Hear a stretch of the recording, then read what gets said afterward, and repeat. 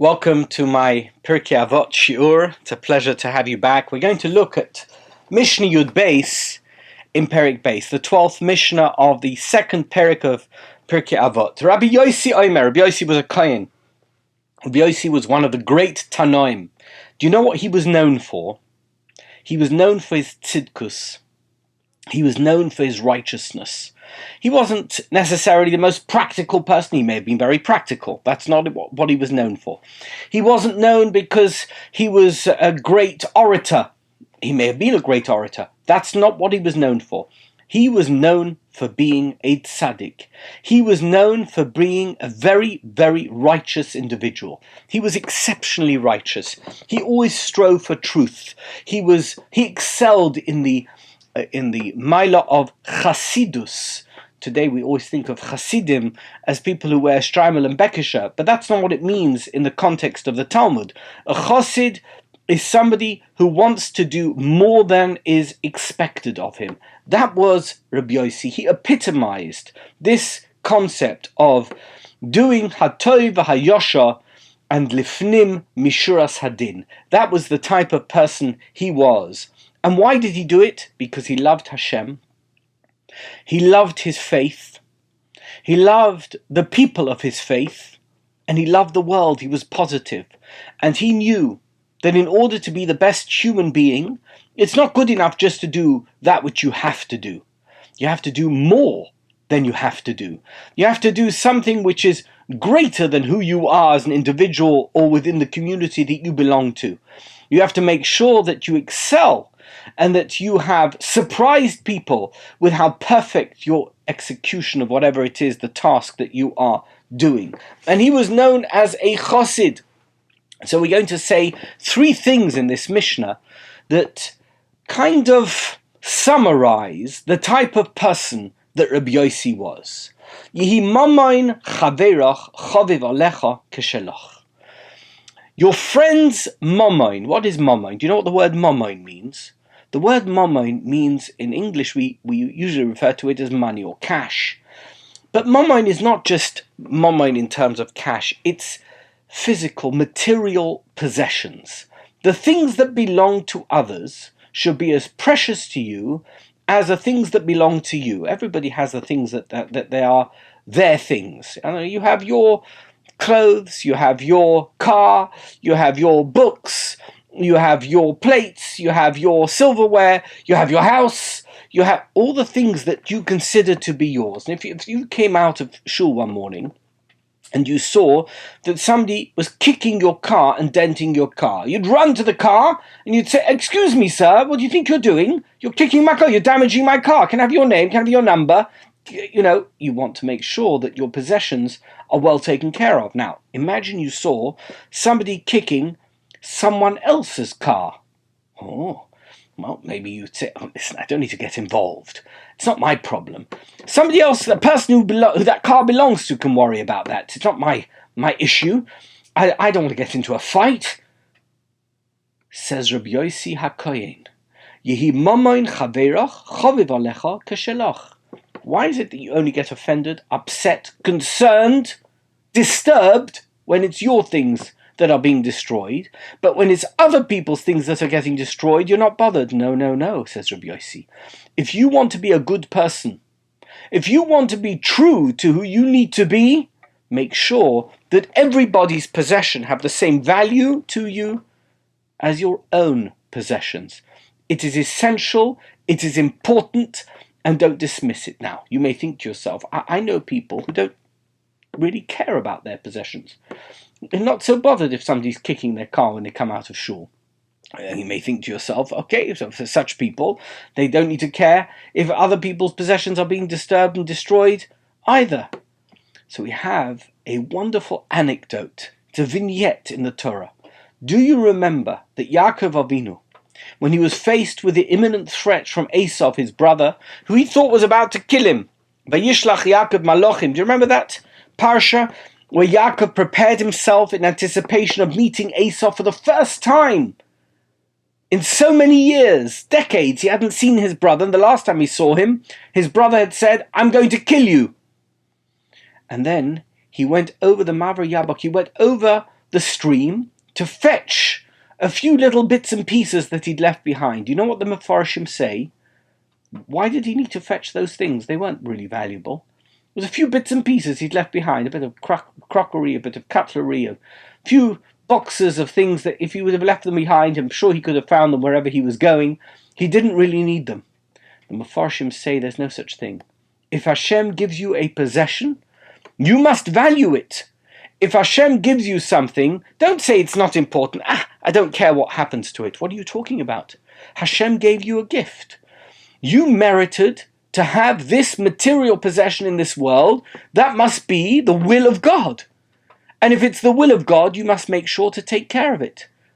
Says Rabbi Yose, if it is your duty to take care of your material possessions, don't imagine that someone else's material possessions are not important. They are as important as your own. In the same way as God gave you possessions and made sure that you have the things that you need and that you have the things that you want, he gave it to other people. And those God's possessions, as it were, that he gave to others should be equally important to you as they are to them. That is an attribute of tzidkus, of righteousness, and we should all try and aspire to that attribute. And he continues, V'haskein atzmach lilmoid Torah. Make sure that you make every effort to study Torah. Now, people think to themselves, I'm not going to be the greatest Talmud Chacham. I don't have time. Of course, I love studying Torah. When the rabbi gives a shir, I always make sure to go at least once a month, even though he gives it every week.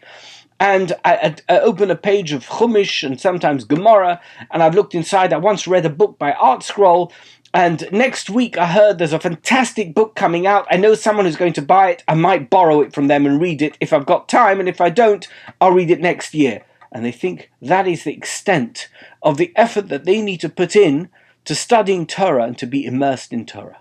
Says Rabbi Yose HaKohen, that's not enough. That's not what you have to be. You have to be a person who is haskein atzmach lilmoid Torah. You have to put yourself out to study Torah. You have to do something that's actually going to cause you a bit of pain, a bit of suffering, a bit of difficulty, a bit of challenge. Make sure that when you study Torah, it's not just because it's convenient and you can fit it in between engagements. That's not called studying Torah. Haskein atzmach lilmoid Torah. You have to make sure that the study of Torah is something that infringes on all the parts of your life that you like doing. It's not just something that is an add-on.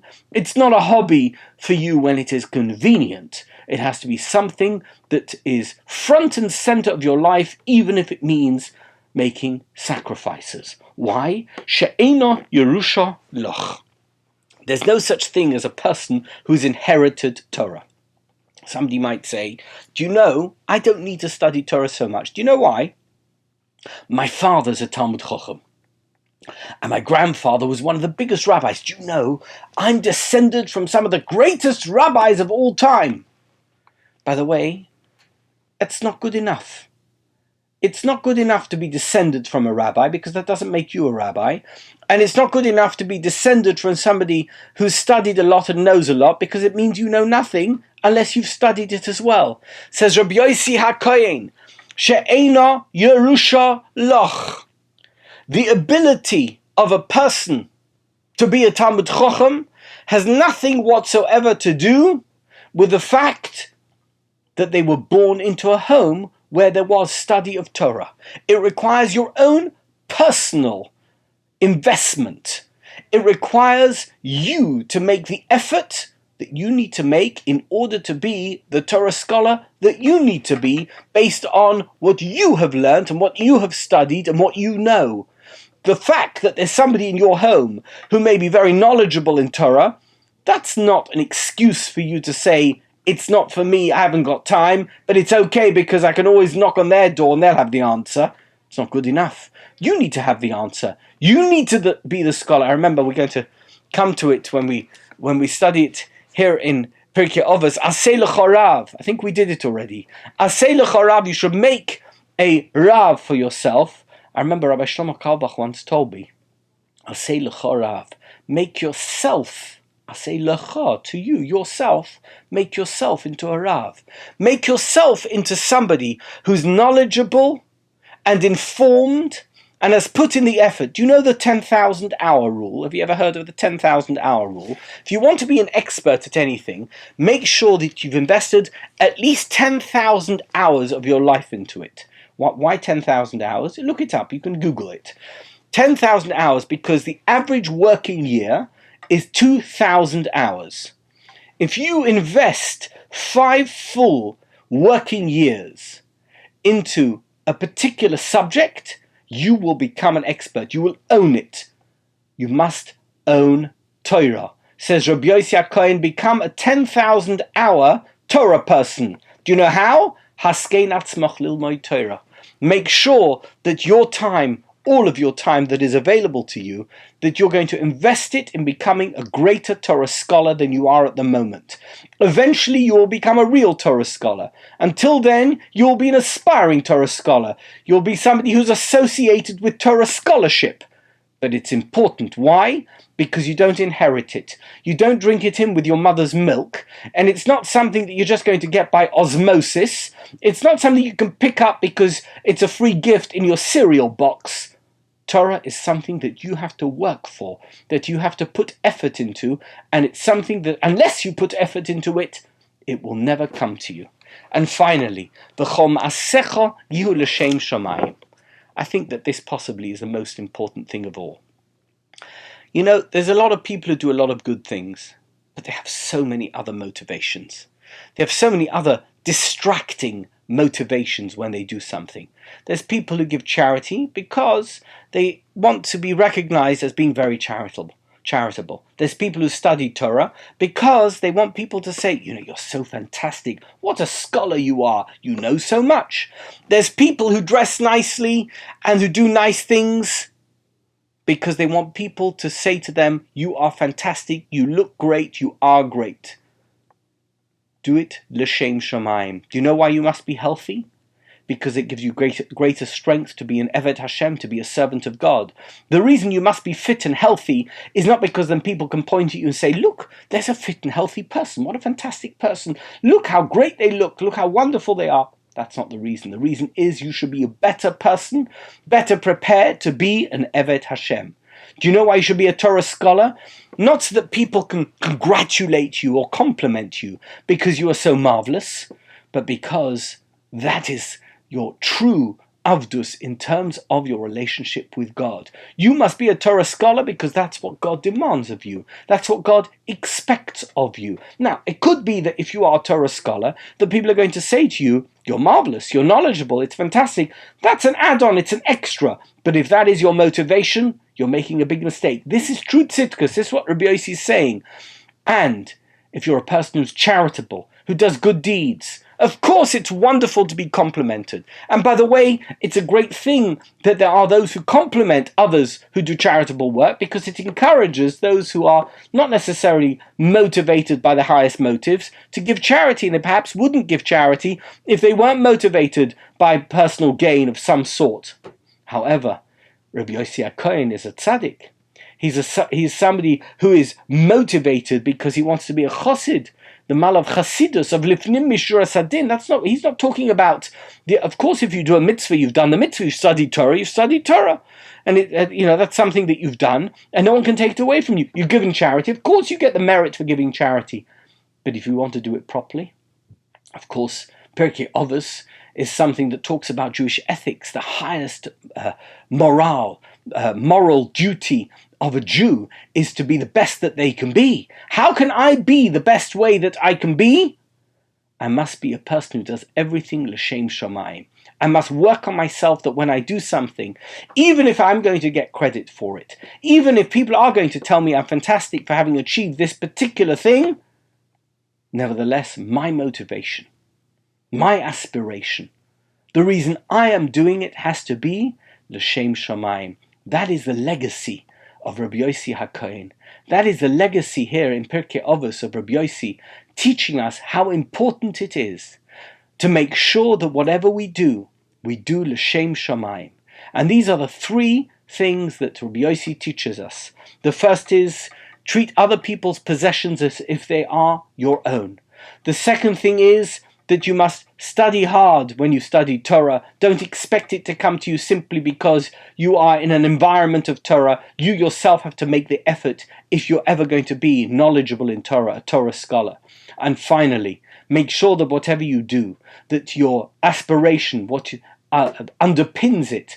The fundamental aspect of it is l'shem shamayim. Not that you're doing it for some other motive, that you're doing it for something which is other than your devotion and dedication to your mission on this world, which is to be closer to Hashem. Do it l'shem shamayim. We'll leave it here for today. Thank you.